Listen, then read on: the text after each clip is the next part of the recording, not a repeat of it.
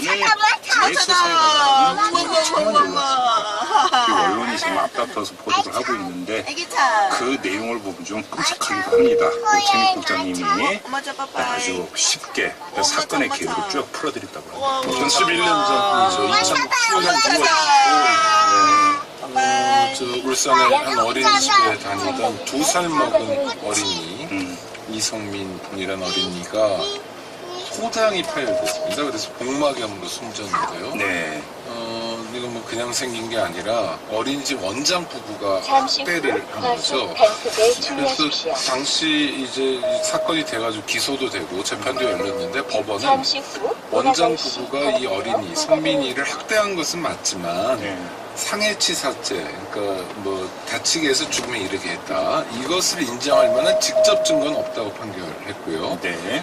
그래서 부부가 각각 징역 1년 6개월에 집행유예 3년 선고받았습니다. 그러니까 좀 너무 형량이 가벼운 건 아니냐, 실제로 뭐 별다른 처벌을 받은 건 아니냐라는 비판이 제기되고 있고, 그것이 이제 또 지난번 끔찍한 어린이집 사건들을 통해서 재조명되고 있는 상황입니다. 지금 잠깐 그거 하나 고쳐야 될 게 있는데 그 원장한테는 징역 1년 6개월이 선고가 됐고요.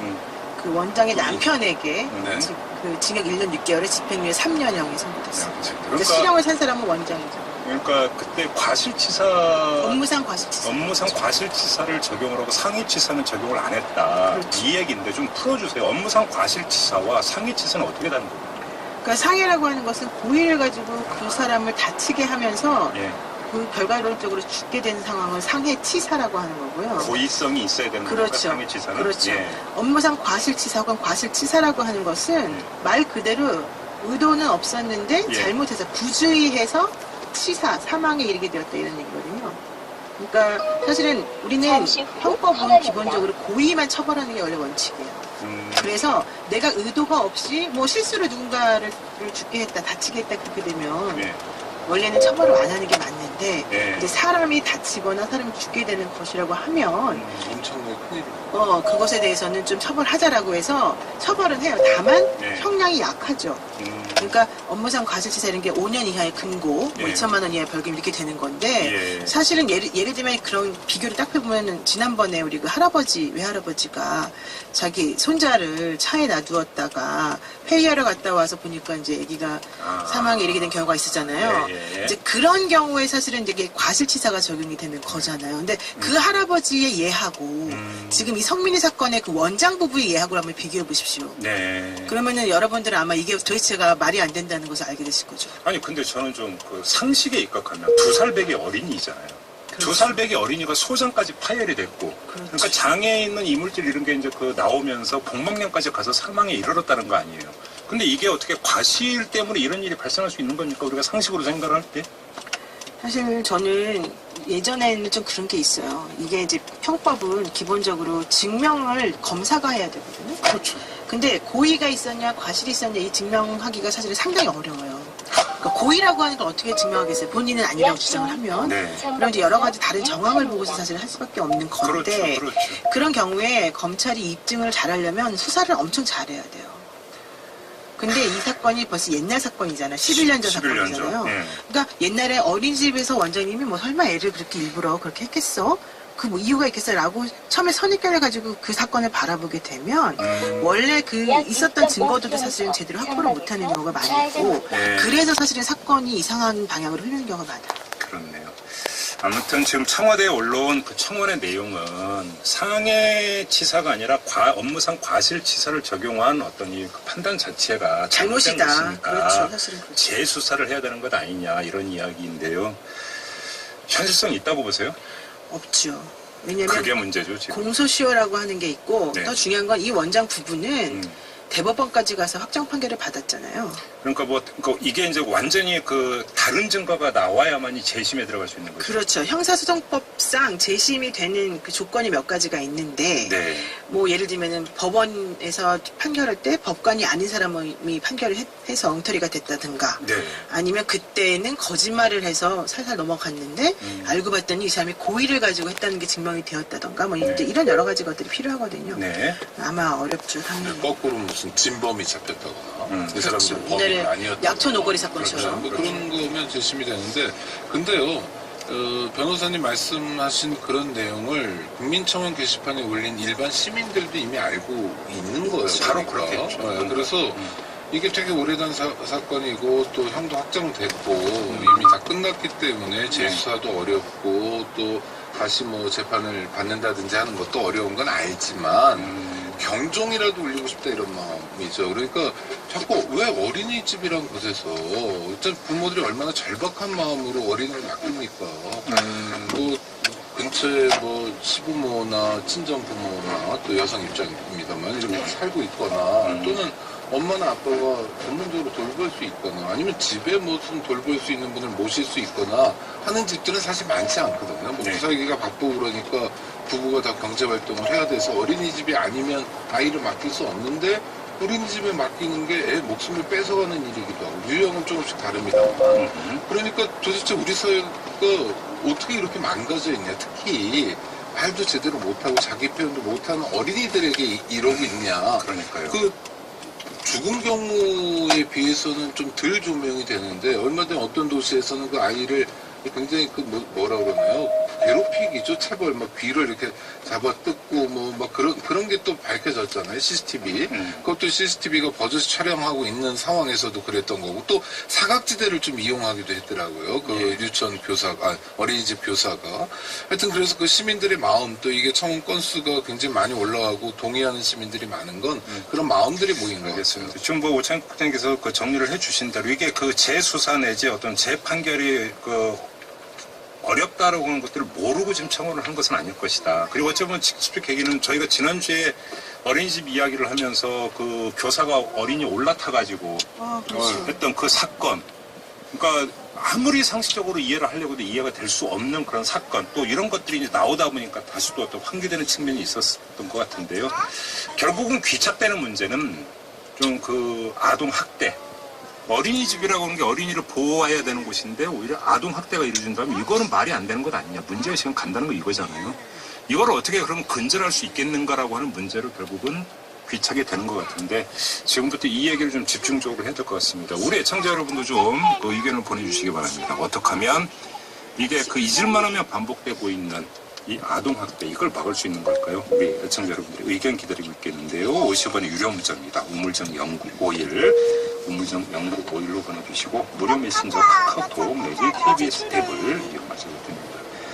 그 얘기를 하기 전에 일부 보도 물론 확인이 필요하지만 그 문제의 그 어린이집 원장 뭐 성형수술을 했고 지금도 벌써 어린이집 운영하고 있다 이런 보도 물론 사실 확인을 좀 해야 됩니다. 이런 보도도 있더라고요. 그거 아니라고 또 사실 얼마 또 좀 전에 나온 것 같아요. 그래요? 예, 근데 이제 정확하지는 않는데 뭐 그분들이 뭐 외국에 갔다 뭐 이런 얘기가 나오고 그것도 아니라고 그러고. 그것도 아니라고 그러고 그러니까 이제 사람들이 좀 궁금하기도 하고 너무 이렇게 처벌도 약하게 받으면서 뻔뻔하게 살았다. 이제 이것 때문에 그런 것 같은데 벌써 지금 청원 건수가 30만 건이 넘었잖아요. 그러니까. 근데 저는 사실 아동학대 범죄를 제일 싫어해요. 이 모든 범죄가 싫지만 나쁘죠. 네, 아주 혐오하고 세상에서 가장 나쁜 죄라고 생각하기 때문에 사실 저는 편파적입니다. 그러니까 네. 제 말을 이렇게 딱 그대로 다 받아들이시면 사실 안 되는데 감정이 좀 묻어있다. 예, 감정도 많이 묻어있을 뿐더러 저는 우리나라 법이 잘못했다고 생각해요. 어떤 점? 왜 그러냐면요. 우리나라에는 자기의 부모나 이런 사람들을 상해하거나 살인하거나 하게 되면요. 존속상해, 그다음에 존속살인죄가 적용이 돼서 네. 일반인들에 대한 상해보다 훨씬 더 높게 처벌을 해요. 예. 그런데 그 자기보다 어린, 그러니까 자기의 아이, 영아살인이라고 네. 자기의 비속이라고 우리가 부르는데 네. 그런 아이들을 살해한 경우에는요. 사실은 되게 처벌이 약해요. 저도 한 번 이 자리에서 그 얘기 한 적이 있어요. 아니, 왜 법이 그렇게 만들어졌어요? 그게 왜 그러냐면요. 네. 예전에 이제 그 영아 살해라고 하는 것은 부모는 기본적으로 아이를 사랑할 것이다라고 하는 전제 하에 부모가 일부러 그랬겠니라는 게 첫 번째 생각이고요. 두 번째로는 옛날에 이제 그 엄마가 이제 불륜을 통해서 아이를 가지게 되는 경우가 있는 거예요. 예. 그러다 보니까 아기를 가지는 순간부터 아기를 낳기까지 제정신이 아니다. 그래서 아이를 낳고 제정신이 아닌 상태에서 그 아이를 뭐 잘못된 행동으로 인해서 뭐 죽게 만들었다라고 하면 정상 참작의 여지가 있는 게 아니냐. 라고 해서 네. 사실은 그 영화 사례에 대해서는 좀 봐줬다라고 하는 그것도 있고 참. 기본적으로는 그게 6.25는 아닌 것 같은데 좀 왜곡된 6.25 그렇죠. 사상이 네. 바탕에 깔린 것 같아요. 그러니까 경로 효친하고 효도하고 뭐 이런 것들. 그래서 위로 저지르는 윗사람에 대해서 저지르는 범죄는 굉장히 세게, 엄격하고 그렇죠. 아랫사람에 대해서는 좀 되게 관용적이고 그래서 위에서 아래로 때리는 거는 사실 사랑의 매가 되기도 하고 훈육이 되기도 하고 그랬는데 네. 노 변호사님 말씀하신 것처럼 사실 죄질이 나쁜 거는요. 물론 뭐 부모에게 범죄를 저지르는 건 용서할 수 없는 끔찍한 범죄인데 약자나 소수자의 지위에 있는 특히 어린이들에게 저지르는 범죄는 정말 나쁜 범죄거든요. 네. 상대방이 저항도 못하잖아요. 상대방이 아무것도 자기 방어도 못하는 범죄이기 때문에 그러니까 우리 사회가 이런 문제에 대해서는 정말 인간이 어떤 존재인가 우리가 어떤 인간이어야 되는가라는 그 성찰을 바탕으로 재조정하고 좀 바꿔야 된다고 생각해요. 아 진짜 그래요. 형법 251조가 제가 아까 좀 전에 말씀드린 그런 거거든요. 네. 그 내용이 뭔지 한번 좀 살펴보게 되면요. 네네. 조항이 너무 웃겨요. 직계 존속은 엄마를 말하는 거예요. 네. 자신의 치욕을 숨기기 위하여 지옥을. 분만 중 또는 분만 직후에 영아를 살해한 경우 이렇게 말하고 영아 살해죄가 이런 경우에 굉장히 반여성적이고 아 진짜 말도 안 되네. 시대착오적이고 좀 말문이 막히네. 예. 그러니까 형법 처음 만들 때 일본법 베껴온 거 그거 조문 아직까지도 그대로 가지고 있는 거죠. 1953년 뭐 형법 그대로. 지금 뭐 문자가 계속 들어오는데 카카오톡으로 김영래님은 어린이집 선생님들의 업무 환경이 힘든 건 잘 알고 있지만 아이들 돌보는 것이 돈벌이의 수단으로 봐서 그런 것 같습니다. 이렇게 맞습니다. 또 진단해 주신 문자 보내주셨고요.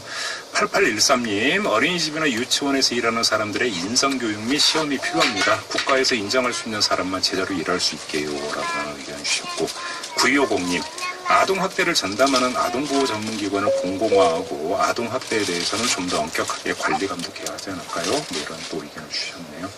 그런데 예를 들어서 업무 환경이 힘들고 열악하고 그러다 보니까 보육교사나 원장님도 스트레스 받을 수 있겠죠. 그렇죠. 근데 그 스트레스를 푸는 행위가 그 아무런 어떤 그 방어 능력이 있는 어린이한테 학대 수준으로 만약에 그 스트레스를 표출한다 그건 어떤 이유로도 정당화될 수는 없는 거잖아요. 그럼 뭐 누가 뭐라 해도 그거는 정당화될 수 있는 부분은 당연히 아니라고 생각하고요.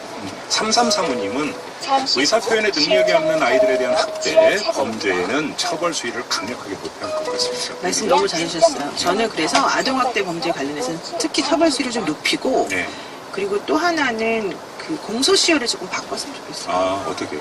그러니까 현재 이제 공소시효가 각 범죄마다 공소시효가 있잖아요. 네네. 그런데 이 아동학대 범죄는 공소시효를 뭐 1.5배 더 늘린다거나 그렇죠. 좀 정지돼 있거나 예, 예, 아동이 예. 뭐 성년에 이르는 그렇죠. 예, 그렇죠. 예. 그래서 자기가 증언할 수 있는 나이가 될 때까지. 그렇죠. 아, 근데 그렇죠. 아기가 사실은 어렸을 때 자기가 뭐 폭행을 당했건 엄마로부터 학대를 당했건 혹은 누구로부터 그렇게 당했어도 아이들은 커서 그래서 사랑을 받고 싶어하는 그런 마음 때문에 약자니까 그런 걸 또 잊어버리는 거나 내지는 본인이 그걸 부인하는 경우가 사실 많거든요. 맞아요. 근데 이제 그런 거를 이용해서 어른들이 아이들을 학대하는 건데 어쨌든 저는 그래서 지금 오태희 말씀처럼 정말로 시효를 좀 중지시키거나 중단하거나 이런 것들도 좀 필요하고 네. 또 한 번 아동 관련된 범죄를 저지른 사람들은 이제 이건 당연히 고의범에 특히 이제 더 얘기를 하는 거지만 네. 어쨌든 사회에서 발붙이지 못하도록 사회가 좀 어떻게 응징하는 시스템 만들 수 있어요. 그리고 다른 7370님도 의견 주셨는데 이것도 귀담아들을 지금 그 지적이신 것 같은데요. 아동학대 가정에서 나타나는 비율이 80% 이상입니다. 어린이집이나 유치원에서 나타나는 그 비율은 적습니다.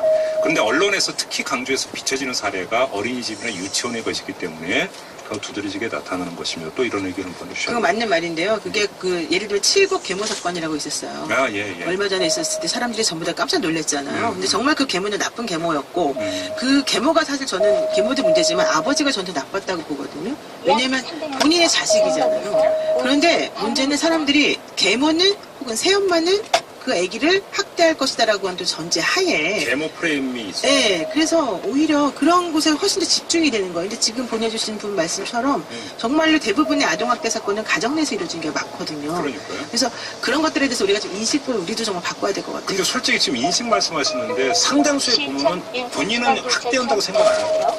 그러니까 아주 극단적인 학대 사례가 아니고서는 나는 아이를 지금 훈육하는 거고 얘만 그렇죠. 훈육하는 거 이렇게 생각하지 자기가 학대한다고 생각하지 않는 부모들도 상당히 많거든요. 그렇죠. 굉장히 심하게 때리고 도대체 저 저 어린아이가 어떻게 감당할까 싶은 폭력을 자행하면서도 가르침이라고 생각하는 경우도 있고요. 그렇죠. 그다음에 또 이상한 군사 문화 같은 거 있잖아요. 그런 영향도 있는 것 같고. 네. 또 계모 말씀하셨는데 계모 말고 데이터로 봐도 사실은 친모가 아동학대를 더 많이 합니다. 왜냐면 친모가 더 많기 때문에 그런 거고요. 예. 그래서 사실 계모냐 친모냐 어린이집이냐 유치원이냐를 따지기 이전에 그럼요. 예. 우리나라의 아이들이 온전한 대접을 못 받고 있고 폭력의 피해자가 되고 있는데 이게 어느 시기에 특정하게 나타나는 게 아니라 반복해서 나타나고 있다. 부끄럽게도. 네. 이게 우리가 가지고 있는 문제라고 봅니다. 그 예전에 이거 좀 몇 년 지난 얘기여서 또 기억하실지 모르겠는데 그 엄마가 실제 남편은 아니에요. 그런데 이제 어떤 남성분하고 같이 동거를 하면서 네. 어머니는 이제 밤에 일을 하시는 분이어서 나가고 예. 그 남성분은 아이하고 둘이서 같이 있는 거예요. 예. 근데 이제 아이가 5살 정도 되었었을 때 그 아이가 뭐 자기가 심심하다는 이유로 아이 뭐 위에다가 뭐 물건 얹기도 하고 네. 아이가 밤에 잠을 안 자고 엄마를 찾는다는 이유로 자전거를 얹어놓고는 애를 폭행하기도 하고 또 눈을 그러니까 너무 폭력을 많이 써가지고 애가 실명이 되기도 하고 이제 그런 상황만 있었잖아요. 그랬을 때 그 엄마는요 자기는 전혀 몰랐다고 주장하거든요. 내지는 아이가 그냥 넘어져서 다쳤어요라고 말하는 걸 그대로 믿었다고 주장을 해요. 근데 저는 그래서 그 정말 학대하는 사람도 문제지만은 네.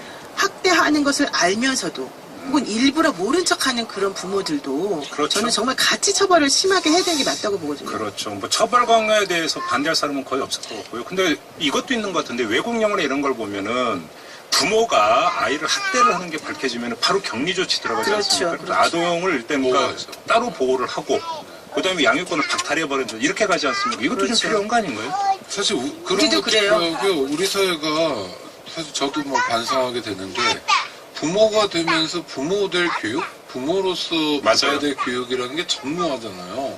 우리가 중학교 때 뭐 도덕, 윤리 이런 건 고등학교 때 윤리 이런 건 배웠지만 사실은 전 국가가 뭐 그 아동복지나 육아와 관련해서 많은 복지 서비스를 제공하는 나라에서는 네. 그 복지 서비스를 제공하는 대신 부모 교육도 좀 한다는 거예요.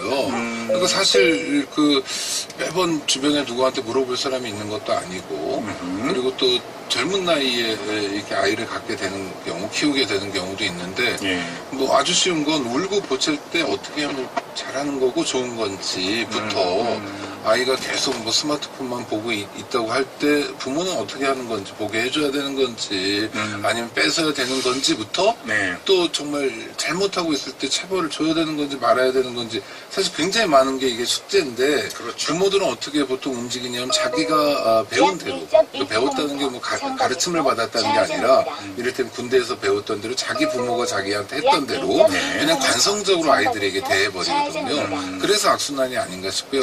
아까 그 앵커께서 어린이집 하다가 그런 아동학대한 사람 사회에 발 못 붙이게 하자 이런 말씀을 하셨잖아요. 하셨었어요. 네. 근데 저는 발 못 붙이게 하는 것도 중요한데 사회에 어린이집을 다시 못하게 하자. 지금 성민이 사건에서도 그럼요. 계속 시민들이 그런 의혹을 갖고 있는 거 아닙니까? 네네. 그거는 제도로서 분명하게 이번에 확립해야 될 것 같습니다. 근데 이게 아동복지법에 보면요. 아동학대 관련 범죄 전력자 취업의 점검 확인 의무가 사실 또 있어요. 그리고 아동학대라고 하는 것이 확인이 되고 나면 부모들에게서 격리시키고 친권을 상실하게끔 하는 조치도 다 있어요. 아, 규정은 있네요. 다 있어요, 규정이. 규정이 없는 게 아니에요. 우리나라 법이 얼마나 멋있게 만들어졌는데. 문제는 그게 아니에요. 실행이 안 된다? 네, 문제는 그런 것들을 제대로 하려면 네. 실질적으로 재정이 뒷받침되면서 거기에 정말로 전문적인 그런 지식을 가지고 관여되어 있는 시스템이 이제 연결이 돼야 되는 거거든요. 점검을 해야 되니까. 근데 사실 그게 잘 안 되고 있어요. 근데 사실 따지고 보면 이런 얘기까지 해드린지는 모르겠지만 그 경험적으로 때 이제 그 정부 부처가 있지 않습니까? 정부 부처 중에서 가장 힘이 그 약한 부처가 여성가족부 아닌가요? 그렇죠. 중앙부처인데 공무원 수가 겨우 한 200, 250명밖에 안 되는 거고요. 예. 그런 거는 뭐 국방부라든지 교육부, 행안부 이런 데랑 비교해보면 뭐. 왜냐면 그만큼 힘이 세야 어떤 예산도 더 많이 따내고 또 예산을 있어야 그래서 뭐 보호소라든지 그 보호 시스템을 더 구축할 수 있는 건데 그게 안 되어버리면 법만 만들어봤자 말짱 공연불이다 이렇게 가는 거죠. 그리고 논란의 대상이 늘 되잖아요. 여성가족부는 뭐 폐쇄해야 된다, 뭐. 남성 인권의 걸림돌이다 이런 엉뚱한 얘기 시발리기도 하고 지금 여가부는 좀 더 힘을 가져야 될 것 같아요. 4866님이 딱 그 문자로 보시는데 전국 상담원이 715명밖에 안 되는데 1인당 60 내지 70자리를 관리를 한다고 합니다. 미국은 15 내지 20개이스인데 그러니까 이제 그러면서 그 4866님이 계속 이 그 보육의 공공성 강화를 해서 지금 1인 시위까지 벌이고 있다는 거예요. 진짜. 여기 또 청와대 청원도 되고 있답니다. 이것도 좀 동참해달라는 이런 그 좀 문자도 보내주고 계시는데. 저는 그리고 보육교사 월급도 좀 올려줬으면 좋겠어요. 그 아동들에 대해서 선생님들이 자꾸 그렇게 하는 이유 중에 하나도 너무 힘들다는 거예요. 그리고 자존감이 없죠. 네. 자존감을 가질 근거가 없고 인심은 곳간에서 나온 데잖아요. 그러니까 그 공공화 말씀 방금 청취자께서 해주신 게 그런 거거든요. 네. 공공화되면 공무원 또는 공무원에 준한 지위에서 일을 하게 되기 때문에 직업의 안정성도 가질 수 있고 네. 또 입직 과정에서 교육할 수도 있고 직업을 가질 때 또 재교육, 보수교육도 하면서 그래도 좀 믿고 맡길 만한 어린이집 교사들이 될 수 있는데 지금 상태에서는 되게 어렵습니다. 지금 4866님이 그쪽에 이제 종사하시는 전문가이신 것 같은데 계속 문자로 정보 주고 계시는데요. 아까 저희가 예산 얘기했잖아요. 그게 본 예산이 아니고 법무부의 범죄 피해자 기금. 그거는 이제 좀 약간 다른 부분이 다른 있어요. 건가요? 네, 복권기금이라는 또 그 문자가 올랐는데요. 그게 들어오기도 하죠. 그러니까 이제 범죄 피해자에 대해서 도와줄 수 있는 루트가 여러 개가 있어요. 네. 그리고 범죄 피해자 구조제도라고 법무부에 또 있어요. 근데 그렇게 주는 예산이 따로 있는 것이고, 네. 뭐 여가부나 보건복지부에서 또 지원되는 또 예산이 따로 있어요. 근데 어쨌든 중요한 건 선생님들도 제대로 좀 그렇죠. 그 자격 있는 사람들이 선생님이 될 수 있게끔 그 자격 요건을 강화시키고 그런 분들이 행복하게 정말 사명감을 가지고 일할 수 있도록 월급도 많이 주고 네. 또 그분들에 대한 존경심도 우리가 가질 수 있도록 사회 지원도 해주고 네. 이런 것들이 다 같이 돼야 된다 이걸 말씀드리죠. 지금 뭐 그 노영희 변호사께서 그 법 규정 말씀하셨으니까 물론 그 빈 구멍은 당연히 개정이 돼야 되겠지만 그거보다 더 급한 거는 보호망을 더 튼실하게 짜는 그렇죠. 실행력을 크로스를 전부 이게 더 급선무다 이렇게 좀 확인을 해야 되겠네요. 그렇지 않겠습니까? 근데 문제는 이게 조금이라도 실행력을 높일 수 있는 방법은 제 경험으로는 하나밖에 없어요. 국민의 목소리가 커져야 됩니다. 그래야 움직입니다. 그래서 지난주 이후에 정부 보건복지부를 중심으로 정부에서도 대책들을 좀 내놓더라고요. 어린이집 통학 차량 같은 경우에 뭐 안전장치를 이중하겠다라든지 그 실행되는 거 우리가 지켜보는 것도 그렇고 앵커 말씀대로 더 많은 관심을 가져야 되겠네요. 그러니까요. 그러니까 국민이 막 분노하면 그때 잠깐 뭔가 하려다가 싹 사그러들면 다시 빠지고 이렇게 되기 때문에 계속 그러니까 관심을 가지고 목소리 높이는 게 가장 지름길인 것 같다라고 하는 경험칙을 좀 말씀을 드리면서 오늘 이야기는 또 마무리를 하도록 하겠습니다. 좀 답답합니다. 지난주도 그렇고 이번 주도 그렇고. 어린이는 무조건 보호받아야 되는 대상이라는 걸 다시 한번 확인하면서 새로 고침 마무리하겠습니다. 노영희 변호사 그리고 오창희 인권연대 사무국장 두 분과 함께했습니다.